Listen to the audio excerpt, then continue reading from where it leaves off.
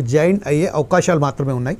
మరి సరే అతను జాయిన్ అవుతారా లేదా అని మనం తర్వాత చూద్దాం. ప్రస్తుతం అయితే మనం ఒకసారి కేంద్రంలో అధికారున్న వెంకటరెడ్డి గారి దగ్గరికి వెళ్దాం. వెంకటరెడ్డి గారు ఈరోజు 1947 నుంచి ఏదైతే వస్తుండబోతుందో వక్ఫీల్కి సంబంధించింది కేవలం 2024లో ఈ చర్చకు రావడానిపై ఎందుకు వచ్చింది, అనివార్యం ఎందుకు అయింది, అలాగే దానికి సంబంధించిన సవరణలు ఎందుకు అవసరం పడ్డాయి, ఈ విషయంపై మీరు విశ్లేషించండి. ముందుగా మీకు అలాగే 480 ప్రేక్షకులకి ప్యానల్ పెద్దలందరికీ నమస్కారం. ఇక్కడ కేంద్ర ప్రభుత్వం తీసుకొచ్చిన ఇప్పుడు ఏదైతే వక్ఫ్ అమెండ్మెంట్ బిల్ ఏదైతుందో ఇదంతా కూడా సంవత్సరాలు కొద్దిగా ముస్లిం సమాజానికి కానీ లేకపోతే భారతదేశంలో సమాజానికి కానీ ముఖ్యంగా ముస్లిం సమాజంలో కొంతమంది కొన్ని రకాల వ్యక్తులు ఉన్నత వర్గానికి చెందిన వ్యక్తులు ఈ ప్రాపర్టీ ఏదైతే ఉన్నాయో ఏదైతే ప్రాపర్టీ సంబంధించినాయో వాటిని మేనేజ్ చేసుకుంటూ వాళ్ళు ఆక్రమించుకుంటూ వాళ్ళ బిజినెస్ చేసుకుంటూ మిగతా ముస్లిం మైనారిటీ ప్రజల్ని మరి వాళ్ళని దారిద్ర్య రేఖకు దిగువ ఉంచుకుంటూ కొంతమంది డామినేట్ చేసుకుంటూ ఇదంతా కూడా పక్కదారి పడుతుందనే ఆలోచనతోటి ఇప్పుడు ఈరోజు మరి ఇదంతా కూడా ఈ అమెండ్మెంట్ బిల్లు మీద చర్చకు తీసుకురావటం, అంతకుముందు దాని మీద జేపీసీ వేయటం, జాయింట్ పార్లమెంటరీ కమిటీ, తర్వాత స్టడీ చేసిన తర్వాత ఎన్ని సవరణలు చేయాలి, ఏం చేయాలని చెప్పేసి ఇవన్నీ తీసుకొచ్చిన తర్వాత ఇప్పుడు పార్లమెంట్ లో ప్రవేశపెడతా ఉన్నారు. ఇదంతా ఏంటంటే ముస్లిం సమాజానికి మరి సమానంగా మరి హక్కులు పొందాలి, సమానంగా వాళ్ళు కూడా అభివృద్ధి చెందాలి. ఫర్ ఎగ్జాంపుల్ మీరు చూసారు ఈ మన హైదరాబాద్ ఓల్డ్ సిటీలో ఎవరెవరు ఏ విధంగా లబ్ధి పొందుతా ఉన్నారో, ఎవరెవరి పేరు మీద ఏ విధంగా వక్ఫ్ ఆస్తులు ఆక్రమించబడి రిజిస్ట్రేషన్ చేయబడతా ఉన్నాయో మనందరం చూసాం. ఎవరు బాగుపడుతున్నారో కూడా చూసాం. చాలా మంది ముస్లిం సమాజం ముస్లింస్ అంతా కూడా ఓల్డ్ సిటీలో ఎక్కడే ఏ విధంగా ఉన్నారో ఒక 40 సంవత్సరాలు 50 సంవత్సరాల కింద ఎట్లా ఉన్నారో ఇప్పుడు కూడా అట్లనే ఉన్నారు. ఏ ప్రభుత్వం వచ్చినా కూడా డెవలప్మెంట్ చేయలేని పరిస్థితి మనకు కనపడతా ఉంది. గల్లీలలో వండుకుంటూ చిన్న చిన్న రోడ్లు డెవలప్ చేయకుండా, ఇన్ఫ్రాస్ట్రక్చర్ డెవలప్ చేయకుండా వాళ్ళ ఓటు బ్యాంకుని వాళ్ళ సీట్ బ్యాంకుని కోసమే మరి కొన్ని పార్టీలు పనిచేస్తా ఉన్నాయి. ఏ పార్టీల అధికారంలో వస్తే ఆ పార్టీల సంఖ్యన కొన్ని ఫర్ ఎగ్జాంపుల్ చెప్పాలంటే ఎంఐఎం పార్టీ కానీ ఓవైసీ కానీ వీళ్ళంతా కూడా ఉండి వాళ్ళ గురించి ఆలోచిస్తున్నారు తప్పితే మిగతా ముస్లిం సమాజం గురించి ఎక్కడ కూడా కనిపించట్లేదు, ఆలోచించట్లేదు.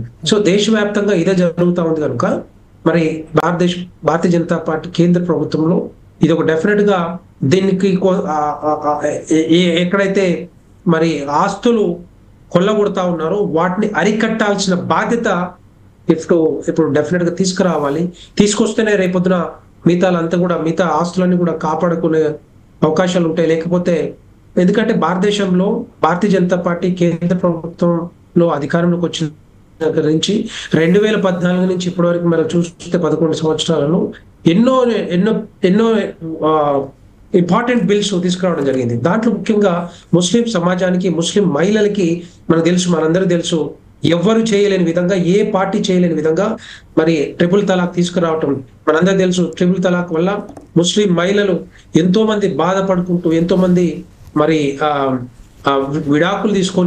విడాకులు ఇచ్చేస్తే ఎంత బాధ ఉంటుందో మనకు అందరు తెలుసు.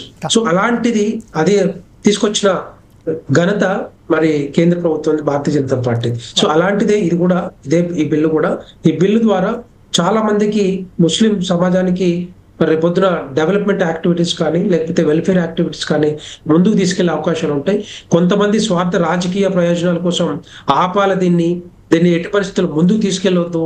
ఎట్టి పరిస్థితుల్లో ఒక సమాజమే ఉన్నత వర్గానికి సంబంధించిన సమాజమే ముస్లింలో బాగుపడాలని కొంతమంది కొన్ని పార్టీలు కూడా వీళ్ళకి సపోర్ట్ చేయాలని చేస్తున్నా ఉన్నారు. డెఫినెట్ గా దాంట్లో ఒకటి ఏంటంటే ఈ రోజు బీఆర్ఎస్ పార్టీ కూడా గలాంటిదే. ఎందుకంటే 10 సంవత్సరాల్లో వీళ్ళకి ఏమి గుర్తురాని పార్టీ వాళ్ళ ఓటు బ్యాంక్ కానీ సీటు బ్యాంకుని తీసుకొని ఈరోజు మరి బీఆర్ఎస్ పార్టీ 10 సంవత్సరాల అధికారంలోకి వచ్చింది. మనకు తెలుసు అంతకుముందు ఎంఐఎం కూడా సపోర్ట్ చేసింది. మళ్ళీ ఇప్పుడు ఎంఐ ఎవరికి సపోర్ట్ చేస్తుంది? ఏ పార్టీ అయితే అధికారంలోకి వస్తుందో తెలంగాణ రాష్ట్రంలో అదే పార్టీ సంకన మరి ఎంఐ పార్టీ. ఎందుకంటే వాళ్ళ ప్రయోజనాలు ముఖ్యం. మిగతా మైనార్టీ ఏదైతే ముస్లిం ప్రజలు ఉన్నారో బీద వర్గాలు ఉన్నారో వాళ్ళ గురించి ఎవ్వరు ఆలోచించరు.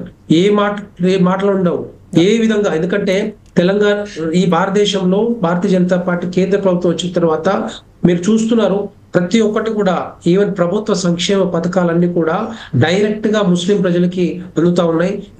దాన్ని ముఖ్యంగా దాంట్లో చూడాల్సింది యోగి గారు, ఉత్తరప్రదేశ్ ముఖ్యమంత్రి యోగి గారు ముస్లిం సమాజానికి ఏ విధంగా మరి ఉత్తరప్రదేశ్ లో ప్రతి దాన్ని కూడా ఈవెన్ ఇల్లు కూడా ఏదైతే డబుల్ బెడ్రూమ్స్ ఉన్నాయో ఆ ఇండ్లు కూడా కట్టించి ఇచ్చిన ఘనత భారతీయ జనతా పార్టీ.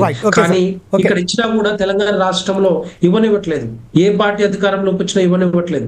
సో ఇది భారతీయ జనతా పార్టీకి ఉన్న చిత్తశుద్ధి. తెలంగాణ భారతదేశంలో ప్రతి ఒక్కరు కూడా బాగుపడాలనే ఆలోచన.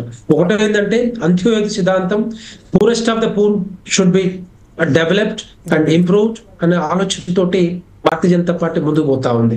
దాన్ని ఆసరాగా తీసుకొని కొన్ని రాజకీయ పార్టీలు రాజకీయం చేయడానికి, రాజకీయం చేసి ప్రభుత్వంలోకి రావడానికి ఆలోచన చేసుకుంటూ ఓటు బ్యాంకును వాడుకుంటారు తప్పితే ఎక్కడ కూడా ఈ పార్టీలకు చిత్తశుద్ధి కనబడట్లేదు. రైట్ సార్, వెంకటేష్ సార్ మరొకసారి మీ దగ్గర